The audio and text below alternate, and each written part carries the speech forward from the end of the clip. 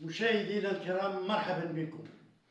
جينا نرجعوا اليوم نهضروا على الماء اللي طرحوا كإشكالية جلالة الملك محمد السادس في الذكرى 25 لخطاب العرش. وهذا المشكل هذا لثاني مرة أو ثالث مرة جلالة الملك ينبه الحكومة إلى الوضع الحالي فيما يتعلق بالماء. حنا تنشوفوا حكومات عزيز أخنوش فاشلة في تدبير قطاعات بما فيه قطاع الماء.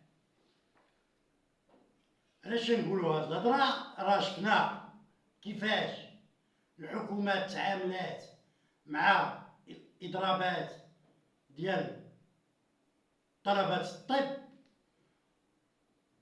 كيفاش تعاملات مع تلاميذ البكالوريا اللي استمر عندهم الإضراب لمدة 3 أشهر، وكذلك إضرابات الممرضين والممرضات.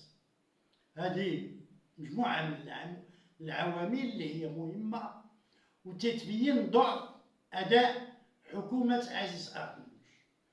وأنا هنا خديت واحد العينة أو النموذج اللي غنبين لكم بأن هذه الحكومة هذه لن تستطيع حل أزمة الماء رغم ما تم إحداثه من سدود، ورغم توجيهات وتعليمات جلالة الملك. الحكومة اليوم لا بغات تشوف، ناخدو مثلا الحمامات الشعبية، ملي تنمشيو نزورو ولا نمشيو نتحمحمو في الحمامات الشعبية تلقاو واحد التبذير هائل ديال الماء. وكانت الحكومة دير شي، كان عندها شوية العقل وتفكر مزيان، كانت دير الحمامات إما الكوطا ديال العود اللي خصها تستغلو في النهار في اليوم الواحد، أو الطاقة أو المازوت، هذه باش يخدموا الحمامات. ولكن كاين أمور أخرى كانت تتعامل، تلقى لهم شي آلة من الآلات بحال اللي داروا في الشاحنات تيعرفوا السرعة ديال الكار أو الكاميو شحال غادي في السرعة، تيعطي واحد السيدي.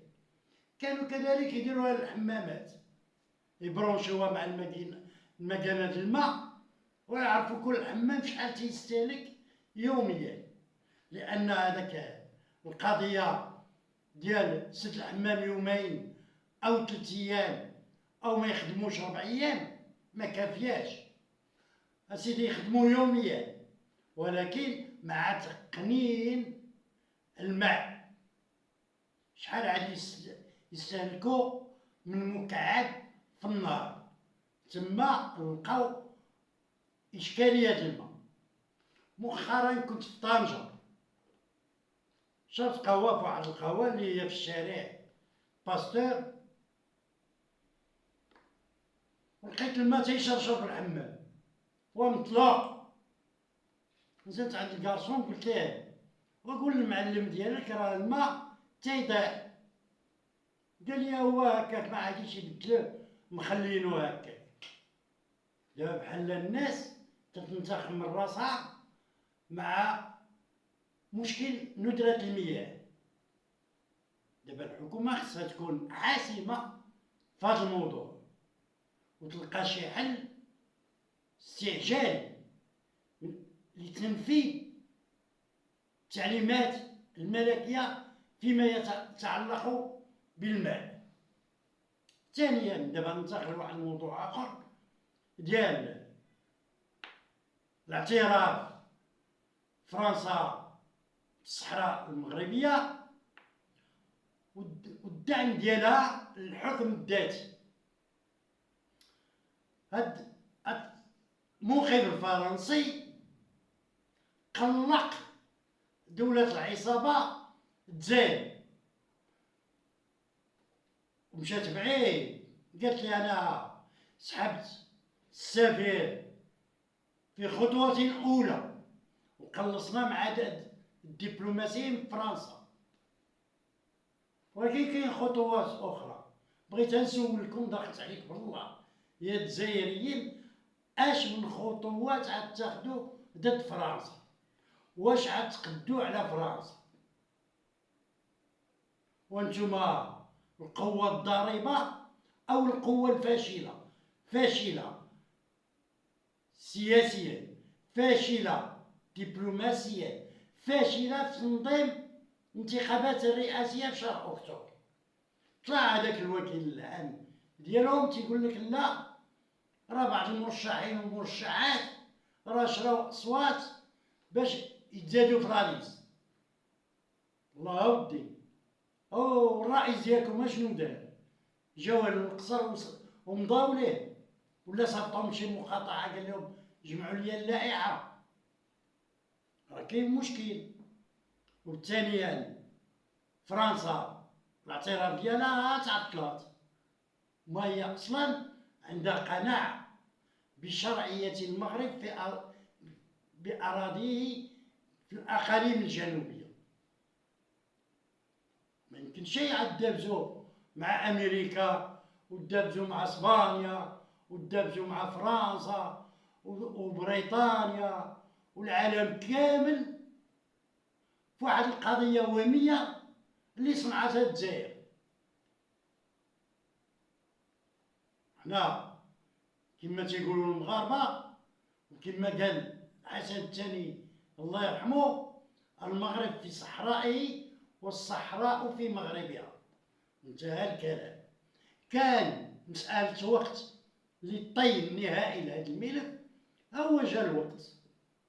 اليوم تيطلع الطاف ولا تيطلع بوسبير، هذاك بوني، وفينكم الجزائريين وكاملين تكمشتو ما لقيتو تا حل. دابا اش ديرو بداك هذوك اللي حاطينهم في تيندوب؟ اش ديرو بيهم؟ واش غتصيفطوهم من موريتانيا؟ واش غترجعوهم عندكم؟ واش غتصيفطوهم من المغرب؟ في العملية كاملة شكون غيقبل عليهم؟